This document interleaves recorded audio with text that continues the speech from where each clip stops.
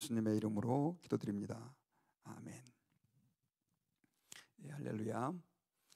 오늘은 부흥은 성경에서 시작됩니다 라고 하는 제목으로 우리 새벽에 말씀을 나누겠습니다. 우리 한국의 선교 역사는 전 세계 선교 역사와 비교했을 때 굉장히 좀 독특한 게 있습니다. 일단 가장 성공적으로 선교가 자리 잡은 나라 가운데 한 가지에는 의심의 여지가 없고요. 또 한 가지는 가장 빠른 시간 안에 많은 수의 기독교인들이 예수님을 믿게 되었다는 것도 굉장히 독특합니다. 그리고 또 한국의 그 선교의 역사를 볼 때 한국은 굉장히 빠른 시간 안에 교회가 자립을 하게 되는 그런 독특한 역사도 있습니다. 그런데 선교 역사를 공부해 보면 그 은혜 또 그 선교의 열매는 특별히 한국은 다른 나라와 특별하게 성경이 굉장히 빨리 또 미리 잘 보급되고 교육되었다라고 하는 특징이 있어요. 여러분, 우리 선교사님이 언더두어 아펜젤러 선교사님이 우리 한국의 공식적인 최초의 선교사이신데 감리교 선교사, 장로교 선교사입니다. 근데 그분들이 인천 제물포항에 1885년에 도착을 했습니다. 그때가 최초로 선교사님이 오신 때인데 놀랍게도 그분들이 한국에 왔을 때 이미 한국에는 교회가 있었습니다. 정말 놀랍지 않습니까? 그리고 번역된 한국어 성경이 있었어요. 이게 어떻게 된 거냐? 이게 1877년에 그거보다 약 한 8년 전이죠. 8년 전에 중국의 선교사로 갔던 존 러스라고 하는 분이 있는데 이분이 그 만주에서 그 맥켄타이어라고 하는 선교사님과 함께 이분들이 한국에 대해서 굉장히 관심을 많이 가지고 있었고요. 거기에서 이미 누가복음이라고 하는 성경을 완성을 합니다. 그런데 이 누가복음을 완성했는데 그 당시 한국은 성경을 들여온다는 것이 불법이었고요. 거의 불가능한 일이어가지고 새끼줄을 엮어서 특별히 그때 이제 그 선교사님들을 만나서 예수님을 믿고 영접했던 서상윤이라고 하는 분이 그 성경책을 다 하나씩 찢어가지고 이걸로 새끼줄을 만들어가지고 이걸로 자기가 가지고 있는 책을 싸서 그렇게 한국에 성경책을 들여오고 그 새끼줄을 다시 풀어서 엮어서 그게 최초로 누가복음 우리 한국에 보급된 성경이었고요. 그 서상윤을 중심으로 그 성경이 사람들에게 이제 계속해서 보급이 되면서 이미 그 선교사님들이 1885년에 오시기 전에 1884년에 평양 소래에는 소래교회라고 하는 교회가 이미 세워졌고요. 우리 한국 역사상 최초의 교회라고 할 수 있는 교회가 세워졌고 이미 세례를 받고자 대기하는 사람이 수백 명이 있었다고 해요. 그러니 이게 얼마나 독특한 역사입니까? 그리고 나중에 이제 여러분 한국 교회가 부흥이 일어나게 된 계기도 거의가 다 이 성경을 통해서 성경과 함께 성경과 연관된 사경이라든가 성경 공부라든가 이런 쪽으로 하나님의 말씀이 급격하게 번져갔다는 것이죠. 여러분, 우리가 신앙의 부흥 또 신앙의 성숙, 신앙의 성장 자꾸 이런 얘기들 많이 하는데 성경 없이는 불가능합니다. 그리고 하나님의 말씀이 우리 안에 잘 뿌리 내리고 자리를 잡을 때야 비로소 온전한 신앙을 회복할 수 있어요. 여러분, 오늘 본문에 나오는 이 요시야는 아몬의 아들입니다. 근데 제가 어저께 말씀드렸던 것처럼 이 아몬은 므낫세의 아들이었어요. 므낫세가 그렇게 못된 왕으로 50여 년간 통치하다가 그의 말년에 그 아수르에 의해서 그 왕좌에서 끌려 내려가지고 그 바벨론에 유배돼 가지고 포로 생활도 하고 엄청 고생을 하는 가운데 회개를 해가지고 그래도 마지막에 이제 좀 정신 차린다고 제대로 종교 개혁도 하고 하나님을 찾던 그런 왕이 바로 이 므낫세인데 그 아들이 누구냐? 바로 아몬입니다. 아몬은 아마 10대 중후반 때쯤에 아버지가 그렇게 회개하는 모습을 그렇게 본 것 같아요. 그래서 나름대로 아버지가 돌아가시고 나서 행여나 조금 괜찮은 왕으로 세워질 수 있기를 기대했겠죠. 하지만 성경에 보면 그는 아버지 혹은 할아버지의 그 선한 영향력은 다 제쳐놓고 나쁜 것만 본받아가지고 우상 숭배하고 하나님을 버리고 또 사람들에게 무죄한 피를 흘리고 뭐 이런 죄들을 그가 짓다가 결국 반역을 당해서 2년 만에 죽음을 당하고 맙니다. 그러다 보니 이렇게 갑자기 아몬이 요절하다 보니까 그의 아들이었던 요시야가 8살 때 왕으로 올라갑니다. 8살 때. 요아스도 7살 때 왕이 되잖아요. 그러니까 이 남쪽 유다의 왕 가운데 굉장히 어린 나이에 이제 왕이 된 케이스인데, 그런데 이 요시야는 정말로 다윗 이후로는 가장 순전한 왕 가운데 한 사람이다. 그러니까 뭐 남쪽 유다에 그래도 괜찮은 왕을 뽑는다면 다윗, 여호사밧, 그리고 히스기야, 그리고 요시야, 요 네 명이 이제 들어갈 수 있는데 요시야가 그렇게 괜찮은 사람이었었어요. 그러면서 오늘 본문에 보면 이제 그가 8세의 왕이 되고 31년간 남쪽 유다를 다스렸다 이렇게 얘기하는, 거의 이제 남쪽 유다의 역사의 끝 말기에 통치했던 왕이 바로 요시야인데, 어쨌든 그 요시야는 이스라엘 백성들을 하나님께 돌이키고 예배를 회복하고 많은 사람들의 신앙을 주님께로 돌이킨 아주 굉장히 중요한 역할을 했던 사람이에요. 그런데 그가 그렇게 하나님 앞에 이 백성들로 하여금 하나님께로 돌아가게 하고 자기 자신이 하나님께 돌아가게 된 계기가 뭐였냐? 바로 말씀, 율법의 말씀 때문이었다는 거죠. 자, 오늘 본문에 보면 그 3절에 요시야 왕이 8째 해라고 기록되어 있죠. 자, 8째 해면 8살에 왕이 됐으니까 한 16년, 그러니까 16살 때쯤 됐어요. 아직도 나이가 어린 나이입니다. 요즘 말하면 뭐 고등학교 1학년, 2학년 나이죠. 그때 그 서기관 사반을 성전에 보내가지고 뭘 얘기하냐면요, 그 대제사장 힐기야에게 올라가가지고 성전에 들은 그 은, 곧 문 지킨 자가 수납한 은을 계산하여, 이렇게 기록되어 있어요. 이걸 보면 아마 성경에 구체적으로 앞뒤 내용이, 전후 내용이 기록되어 있지 않지만 그 요아스가 그 무너지고 회파된 성전을 다시 복구하려고 애를 썼던 것처럼, 그 요아스의 할머니가 아달랴였잖아요. 아주 바알을 섬기는 못된 왕이었습니다. 그런데 이 요시야도 아버지가 므낫세였잖아요. 55년간 통치하면서 그렇게 제대로 돌봄을 받지 못했던 성전을 회복하려고 마음을 먹었던 것 같아요. 그래서 어떻게 했냐면 백성들로 하여금 우리가 성전을 좀 수리해야 되니까 우리 헌금을 좀 모금합시다 해서 헌금을 이렇게 모금을 했던 것 같아요. 그래서 모금해서 모아진 돈, 그 은을 결국 계산해서 그 당시 그 성전의 담당자였던 제사장, 대제사장 힐기야에게 전달하면서 목수도 고용하고 그다음에 석공도 고용하고 장인도 여러 사람 고용을 해서 이렇게 성전을 수리하실 수 있도록 지금 그 명령을 내리게 된 것입니다.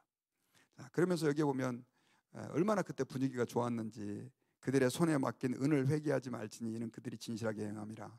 그 일하는 사람들이 전혀 속이지 않고 깨끗하고 정직하게 하나님의 성전에 일을 했던 거죠. 그 정도의 신뢰와 좋은 분위기가 형성돼 있었습니다. 그런데 아주 그 상황에서 그렇게 성전을 수리하다가 아주 놀라운 사실이 하나 발견됩니다. 8절에 보면 힐기야가 서기관 사반에게 이르되 내가 여호와의 성전에서 율법책을 발견하였노라 하고 힐기야가 그 책을 사반에게 주니 사반이 읽으니라. 자, 우리가 지금은요 아무나 성경책을 다 가질 수 있습니다. 그리고 가격도 싸요. 그런데 그 고대에는요 성경이 직접 손으로 옮겨 쓴 필사본이고 이걸 너무나 조심스럽게 옮겨 쓰다 보니까 사실 보통 사람들이 성경책을 가질 수가 없었습니다.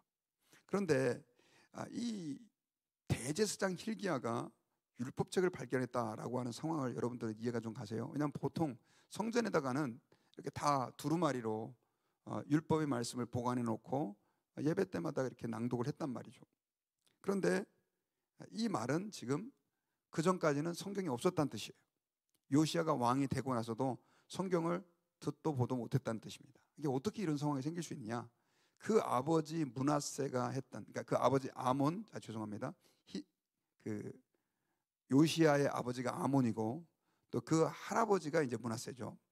그 므낫세가 55년간 통치하고 아몬이 2년간 통치하면서 바알을 섬기고 아세라를 섬기면서 말 그대로 하나님의 그 예배에 관한 것들, 또 하나님을 섬기는 거에 관한 것들을 소홀히 했을 뿐 아니라 핍박까지 했다는 걸 우리는 추정해 볼 수 있어요. 그래서 학자들은 조심스럽게 어떻게 추정하냐면, 그때 므낫세가 율법이라든가 성경을 다 없앨 시음에 아마 누군가가 몰래 이걸 성전 창고라든가 곳간에 숨겨놨을 것이다, 이렇게 이제 추정을 하는 거죠. 그러니까 성경을 아예 볼 수가 없었는데 결국 공사를 하다가 그 성경을, 그 율법의 말씀을 발견하게 된 겁니다. 그래가지고 hil기야가 발견했다고 사반을 통해서 왕에게 보고를 하고, 사반이, 그 왕의 서기관이었던 사관이 그때 읽어보니 그들이 얼마만큼 하나님에게서 멀리 떠나 있었던 것을 비로소 알게 됐습니다. 그래서 성경에 보면 사반이 다시 이제 왕에게 그 율법의 말씀을 가지고 돌아가 가지고 보고를 하는 거예요. 왕의 말씀대로 그 모아진 헌금은 성전 수리를 위해서 다 전달했는데, 거기서 책을 hil기야가 발견했다고 저한테 줍니다. 한번 좀 들어보시겠습니까? 하고 읽어주는데, 이 요시야 왕이 그 율법책의 말을 듣자마자 11절에 보면 옷을 찢어요. 옷을 찢는 행위는 이스라엘 백성들이 하나님 앞에 회개하는 행위입니다. 자기의 죄악과 하나님 앞에서의 그릇된 모습들을 회개하면서 옷을 찢는 거죠. 자기를 부인하는 행동인 것이죠. 어쨌든 이 요시야는 하나님의 율법의 말씀을 성전을 수리하다가 발견해서 그것으로 인해 가지고 자기 자신이 얼마만큼 하나님 앞에 죄인인 걸 깨달았고, 그리고 이 요시야의 행동은 온 국민들에게 엄청난 종교 개혁으로 이어지게 됩니다. 특별히 역대기를 참조해서 보면은요, 산당과 아세라 목상과 우상을 제거하고 바알의 제단을 헐고 태양신들을 찢고 아세라 목상들과 아로색인 우상들과 부어 만든 우상을 빻아서 가루를 만들어서 제사한 자들의 무덤에 뿌리고 제사장들의 뼈를 제단 위에 불살라서 유다와 예루살렘을 정결케 합니다. 우상을 다 빻아가지고 그걸 갖다가 가루로 만들어서 제사한 자들의 무덤에 뿌리고 제사장들의 뼈를 수거해가지고 그걸 불살라가지고 그렇게 철저하게 그 유다에서 우상숭배의 흔적마저도 제거하려고 하는 노력들, 얼마나 하나님이 그 요시야의 모습을 기뻐했는지 모릅니다. 자, 이런 요시야의 모습을 보면서, 물론 그가 성경을 발견했기 때문에 종교개혁을 했다라고 보기는 어려워요. 왜냐하면 처음부터 성전을 돌보면서 그 성전을 다시 중수하려고, 고치고 새롭게 하려고 노력을 했고, 그 과정 가운데서 하나님은 율법을 발견하게 하셨기 때문에 성경 때문에 그렇다라고 얘기하기는 좀 애매하지만, 어쨌든 이 요시야의 종교개혁이 성공할 수 있었던 것은, 나중에 이제 요아스도 이렇게 했다가 요아스는 격길로 갔잖아요. 근데 이 요시야는 성공적으로 그 일을 할 수 있었던 것이 바로 이 말씀의 능력, 율법을 그들이 발견하고 가질 수 있었기 때문이라고 하는 것입니다. 여러분, 오늘날도 마찬가지예요. 우리가 뜨겁게 기도하고, 또 우리 한국의 은사주의 운동이 엄청나게 뜨겁게 7, 80년대에 일어났지 않습니까? 근데 사실은 그때 그 부흥운동이 일어날 때 이걸 우려하던 사람들이 많이 있었어요. 이게 뭐냐면, 우리 한국 선교 역사에 보면 부흥운동이 굵직굵직하게 3번 정도 일어났습니다. 초창기 때가 1907년도 그 하디를부터 시작된 원산의 부흥운동이 평양 대부흥운동으로 일어나게 되고요. 그 다음에 이 부흥운동이 나중에 이제 우리가 일제시대를 거치고 6.25를 거치며 되게 힘들다가 7, 80년대에 또 이렇게 엄청난 부흥운동으로 또 이어지게 돼요. 그런데 이 초창기 때 원산 대부흥운동과 그 다음에 그 평양 대부흥운동과 7, 80년대에 일어났던 한국교회 부흥운동의 차이점이 있어요. 그게 뭐냐면, 초창기 때 한국교회에 일어났던 부흥운동은요, 말씀 중심의 사경회를 통한 부흥운동이었어요.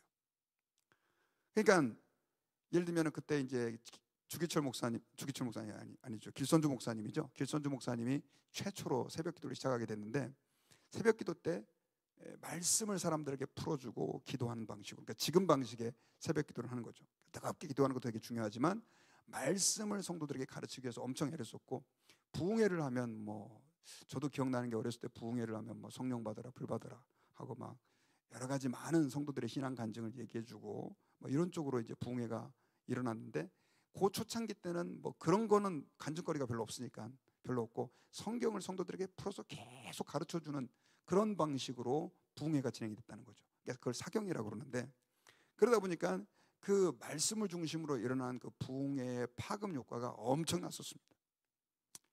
지금은 이제 한국에 7, 80년대를 지나고 90년대, 물론 잘 살기도 했지만 상당히 그 좀 잘못된 부흥 운동의 후유증들도 많았는데, 어쨌든 그때 그렇게 부흥 운동이 성공적으로 지속적으로 한국 교회에 갈 수 있었던 이유, 동력이 하나가 뭐냐면 바로 말씀 중심의 부흥 운동이었기 때문에 그렇다라고 하는 것입니다. 그럼 오늘날 제가 무슨 말씀을 드리고 싶으냐? 오늘날 우리가 안타까운 것은 특별히 너무나 성경을 쉽게 우리는 접할 수 있고 또 공부할 수 있고 들을 수 있음에도 불구하고 점점 더 성경에 대한 사람들의 사랑이 식어져 가고 있고, 신앙생활이 말씀 중심의 신앙생활이 아니라 좀 잘못된 것들 막 있잖아요. 뭐 행사나 액티비티나 이벤트 위주로 흘러가고 있다는 거죠.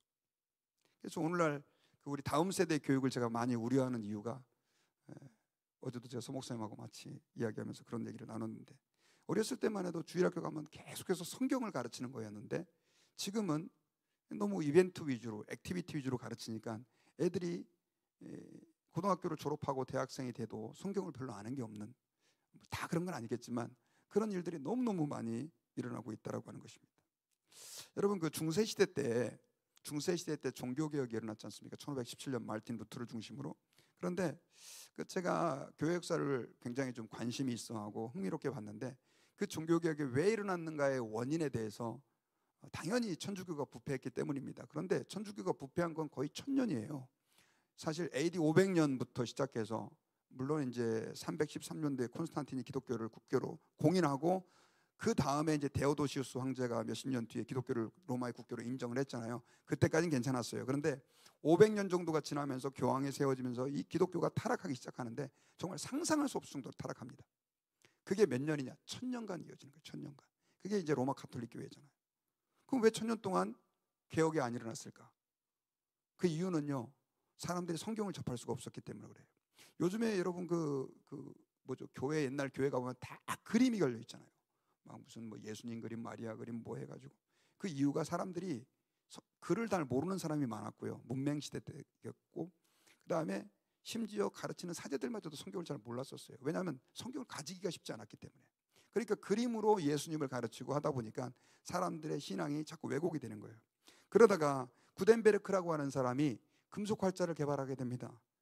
1400년도에 1440몇 년도죠. 1400 그때. 그래가지고 금속 활자를 개발하면서 어떤 기적이 일어나게 됐느냐? 제일 먼저 그 라틴 불가타 성경이라고 하는 성경을 그 금속 활자를 통해서 대량으로 찍어내기 시작하는 거예요. 라틴어 성경을. 그러면서부터 그때 성경을 연구하던 사람들이, 특히 이제 사제들이라든가 신학자들, 이런 사람들이 쇼크를 받기 시작해요. 우리의 신앙이 얼마만큼 벗어났는지 그제서야 알게 된 거죠.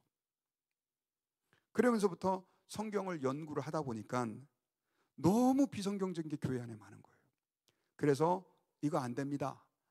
교황이 뭐 죄가 없다느니 뭐 모든 교회의 권위가 교황에서 나온다든가 이런 거 우리가 반대하는 겁니다 해가지고, 사실 마르틴 루터가 비덴베르크 대학에 95개 조항을 걸어놓고 뭐 새로운 교회를 만들자는 게 아니라 우리가 성경으로 돌아갑시다라고 하는 무브먼트를, 그런 어떤 슬로건을 걸고 시작한 게 사실 종교개혁의 불씨가 된 거예요. 그러니까 종교개혁은 다 뭐하고 관계가 있느냐? 성경과 관계가 있는 거죠. 이 말은 여러분, 우리가 성경을 읽지 않으면 하나님이 원하시는 하나님의 뜻에서 벗어날 수밖에 없고, 성경을 배우지 않으면 우리는 하나님이 뭘 원하는지를 알 수 없다는 사실을 기억해야 합니다. 여러분, 아무리 시대가 바뀌고 세상이 바뀐다 할지라도 하나님의 말씀만이 우리를 하나님께로 돌아가게 한다는 사실을 우리는 기억해야 돼요. 기도를 소홀히 하고 봉사를 소홀히 하라, 그 말이 아닙니다. 그거보다 더 중요한 게 말씀 중심의 신앙이죠. 느헤미야에도 보면 여러분 엄청난 부흥의 역사가 기록되어 있는데, 그때 느헤미야가 성벽을 52일 만에 재건해 놓고, 그리고 그 다음에 한 게 뭐냐? 백성들에게 율법의 말씀을 이렇게 강단에 차려놓고 사람들에게 읽어주고, 그 다음에 레위 지파를 통해서 이해 못하면 옆에서 통역까지 다 해가면서 그 율법의 말씀을 가르쳐 준 거예요. 백성들이 그 말씀을 들을 때 거기서 울고 회개하고, 심지어 이방 여인과 결혼했던 사람들이 아내와 이혼하고 절교하고 돌려보내고, 뭐 이런 회개의 역사가 느헤미야에 일어났던 것입니다. 여러분, 저와 여러분들이 하나님에게서 멀어졌다, 저는 이렇게 얘기할 수 있어요. 말씀에서 멀어진 겁니다. 내 신앙이 해이해지고 나태해졌다, 그것은 말씀과 내가 거리가 생겼다는 뜻이죠. 여러분, 하나님은 자기 자신을 형상으로 우리에게 계시하기를 기뻐하지 않으셨어요. 하지 말라고 하셨어요. 절대로 하지 말라고 하셨어요. 우상 숭배라고. 하나님은 우리에게 성경 말씀을 우리에게 주셨습니다. 그리고 이 말씀이 가장 나를 잘 드러내는 수단이라고 얘기했어요.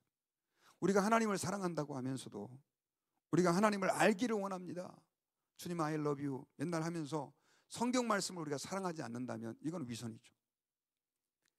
여러분, 하나님의 말씀 쉽게 이해하기가 어렵습니다. 왜냐하면 너무나 긴 연대 간극이 있고 문화도 다르고 인종도 달라요. 그러나 우리가 하나님 말씀을 사랑해야 되는 이유는, 나로부터 하나님 말씀을 사랑해야만 결국 부흥이라고 하는 것이, 우리 마음 가운데 신앙이라고 하는 것이 회복될 수 있음을 기억해야 합니다.